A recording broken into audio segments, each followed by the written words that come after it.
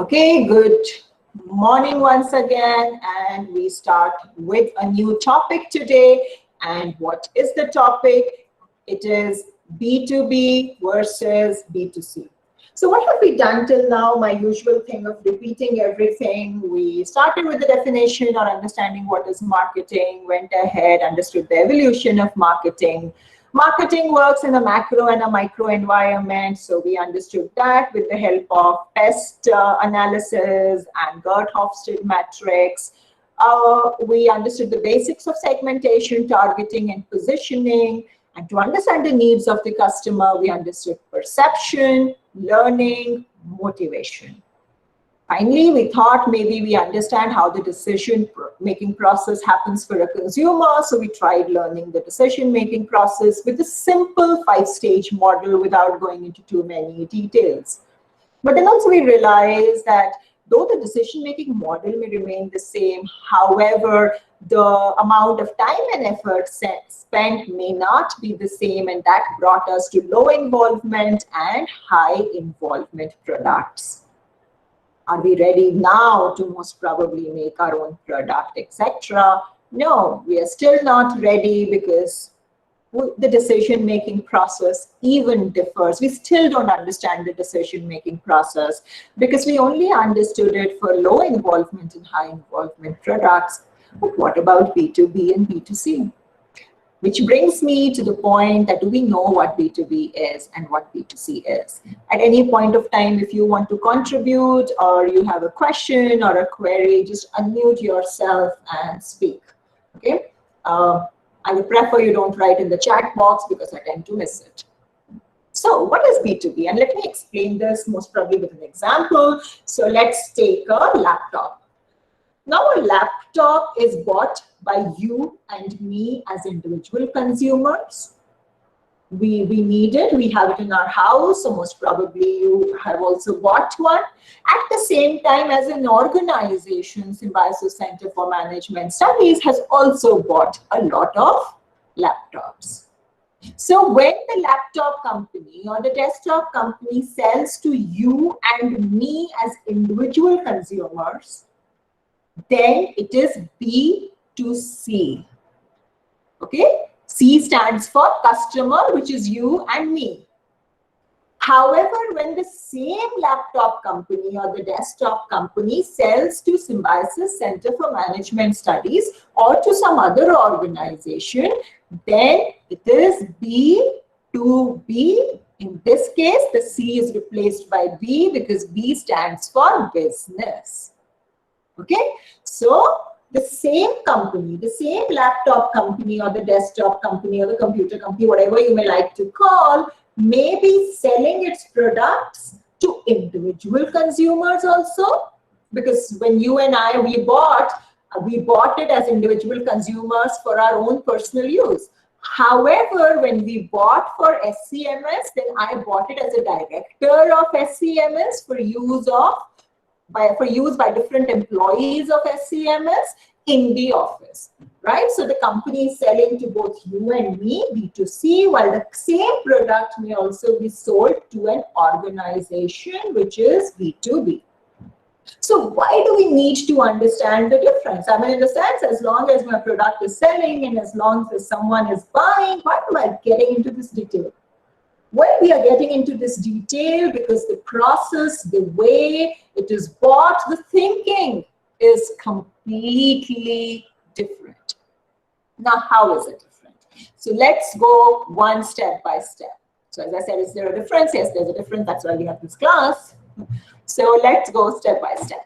The first one, the numbers. When I'm talking about B2B, so when they contact different organizations, they contact a limited number of organizations. In contrast, when we are talking about B2C, they are reaching out to all of us, right? So if you actually count by numbers, then maybe the number of organizations the company may be working with is it's definitely not in thousands like it is for B2C. The number is far, far less than it is for B2C. But again, How does this translate? So I may be only supplying to 10 companies, but each company most probably buys 40 or 50 laptop or desktop. On the other hand, I may be supplying to 10,000 B2C customers, but every consumer most probably only buys one. Right? So though the number of companies may be less, but the quantity that they buy is far, far more than what you or me as an individual customer will buy. So the numbers actually from less and more, most probably they translate to more and less. How does that affect? So as I said, so when an individual buys, he or she buys one desktop or laptop. On the other hand, when a company buys, you buy it for so many employees. The number, so it's one company and most probably 40 desktop, while it's one consumer and maybe only one desktop or laptop. So how does this affect our relationship? Well, obviously, when I'm selling to B2B consumers, have you seen any ads of B2B consumers? Not really. Because when we are selling to an organization, it does not work on advertisements or promotion of that kind. There is promotion. But the promotion is more of a personal relationship. So I, as a director or in an organization, we don't just see an advertisement and we go ahead and buy. We meet the company people. You would like to go and meet the people over there. Also, there's a difference in the buying process. On the other hand, when I'm reaching to the B2C consumers, I can't reach to so many consumers. I really can't have a personal relationship with them. And that is why we have advertisements. That is why you come up with all those pamphlets and so on and so forth, because you really can't reach out to everyone unless and until you have decided to knock on everyone's door, which is not possible. So this advertisement is the best way of reaching out to so many thousands and millions of people. But let's understand how the decision-making process occurs. So in an organization, suppose at SCMS, we need to buy these desktop or laptop. Is it me who takes the decision? Do I may be the director? No, I can't. There is a team. There is a team which comprises of finance people, purchase people, technical people, because it's a technical product. There is a team with different experts. Yes, I may identify the need thanks to my junior. So they may tell me, my colleagues, hey, you know what, we need more desktop or laptop, or the technology is outdated and therefore we need to buy more. So yes, we may identify the need, but then it's not me who goes and says, okay, so let's buy 20 because my 20 people need it. No, there is a team. That team that understands, okay, so we have to look at the budget. The technical team looks at the different specifications of different products and brands, and does this suit us better or does this suit us better? The purchase team looks at, hey, can we look at the pricing and so on and so forth? And what does it mean? And then there is a process. So different companies have different process. We may invite quotations. And some companies then most probably choose the lowest quotation. Or they decide, so you have 3-4 quotations with the technical specifications, with the pricing, and then as a team you decide which one is the best. You may ask for demonstration, and that's why the relationship somewhere becomes personal because the company comes, they meet us, they show us the product, they help us understand the product, they tell us, oh, this is how this will be useful to your company, or how this will not be useful for your company, so on and so forth. And then there are levels where approval happens. Similarly, so a little thing, budget. The organization has a budget, and therefore we have to stay within that budget.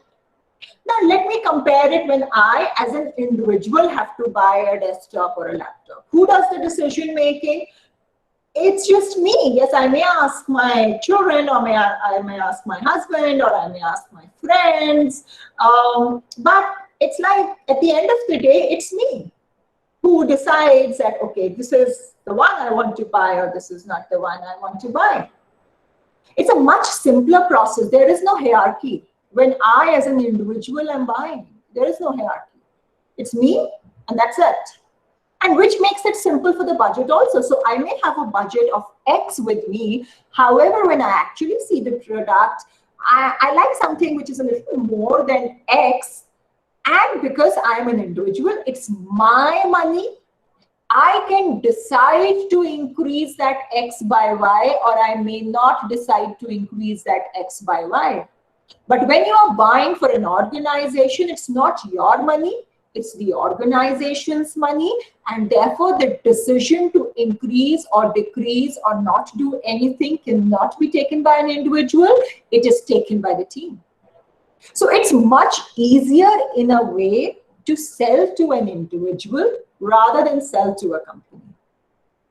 But then you sell one product to one item to the individual, while when a company buys, it's usually in bulk, right?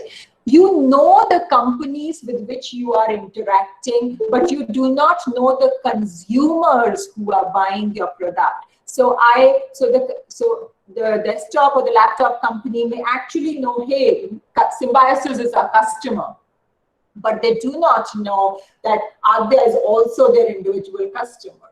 No. They may know that SCMS is their customer. So you know your B2B customers, but you may not know your B2C customers in such a close manner. As I said, the purchase decision, so I just explained the purchase decision. The purchase decision for B2B is more complicated. It takes a longer period of time. It has more people involved in it. And you, as a marketing person, have to follow the process of the company. You can't just tell them, listen, sir, khareedna hai, kharido. No, it may take 2 months. It may take 3 months for the proposal to be approved. On the other hand, for an individual, the purchase decision is far, far simpler. And therefore, the way you sell or the way you reach out to a B2B company is so different from the way you reach out to the B2C consumers, right? At this point, maybe let me come back to you and understand that is this making sense? Are you clear with what we are talking about? Outsourcing is an example of B2B. Charu is writing. Outsource. So what depends on what you are again outsourcing, Charu. So I mean, if you could most probably share an example of what was the thought when you said this. See, B2B, I can give you many. For example, chocolate, our daily life, chocolate. Now, chocolate manufacturers, I buy as an individual. You buy as an individual. So you go to a grocer's store and you say, give me a chocolate. What is happening? B2C. But the same chocolate manufacturers, so let us take Cadbury, they are also supplying to hotels. They are also supplying to restaurants. What is that? B2B, right? So when you walk into a hotel, when you stay in a hotel and you get those chocolates in your room, what has happened? The Cadbury's has a B2B relationship with that hotel. However, when I go and buy it from a grocery store, then Cadbury's has a B2C relationship with me. When you interact with B2B, then it's a direct relationship. So if a computer company or Cadbury's is selling to SCMS, they will sell directly to us. There are no middle people in between. However, on the other hand, when I, as an individual consumer, buy the product, then between the manufacturer and between me, there are a lot of people. There is that wholesaler, there is that retailer, so there are people in between also, and that is why they do not know me, because I'm so far away, right? That is why that relationship can never be a person relationship, and that is why to attract me, they make those ads and they reach out to us with those different promotions. Whenever you're dealing with a company, it's B2B, right? So yeah, similarly, so many, most probably sugar. So sugar, you and I buy as an individual when we go to a shop and we say, hey, give me 1 kg, 2 kg, 5 kg, 10 kg sugar, whatever. Sugar is also sold to companies. So how is chocolate made with sugar? Obviously, they are not going to a grocery store and saying, hey, we have to make chocolate, so give us 100 kg sugar. No. They have a direct relationship with the sugar making company. And that's how sugar goes to them. Right? Are you understanding the difference? Is this becoming clear? Ma'am, how do we advertise in B2B? So, Akhil, we don't advertise in B2B. That's why you don't see any advertisements for B2B. Because the relationship is a personal relationship. They come, they meet, so promotion happens. If you're talking about the 4 P's, promotion happens. Promotion is not just advertisement. Promotion is a lot of things. But we do not waste any money or effort in making advertisements. You go, and that's why you set up appointments. You go and meet them. You understand the process. What is the process? And that's how you go and do it. So advertisements do not happen for B2B. Advertisements only happen for B2C. Any other question? Yes. Okay. Any other question? So in B2B business, we have more risk as compared to, no, Charu, we have equal risk in both. See, what is risk? If you're not good in your job, then the risk is maximum. There is equal risk as long as you understand the process. So is there more risk in B2B? Yes, if you just walk into Symbiosis and say, you know what, we want to sell you, same desktop or books. We want to sell you books. We want you to buy books for all your students. Just buy from us. I mean, that's not how it happens. You have to understand the process. Did you do your homework? As marketing people, we have to do a lot of homework. Look at us. We have still not made any product. And I've been talking to you for now 2 weeks or more than 2 weeks now, and we still haven't reached the product because we still have to do our homework. So if you have not done your homework, the risk is huge. You have to understand the process of the company. How do they buy?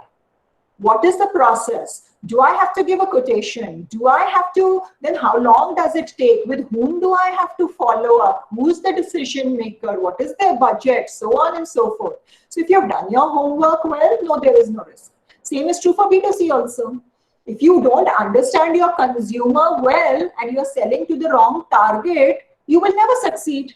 You have to understand your consumer.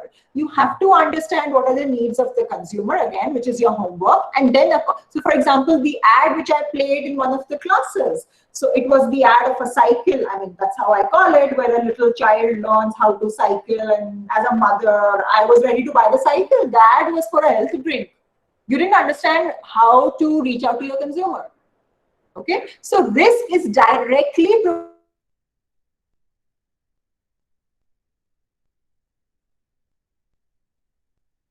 if you do your homework well, there is no risk.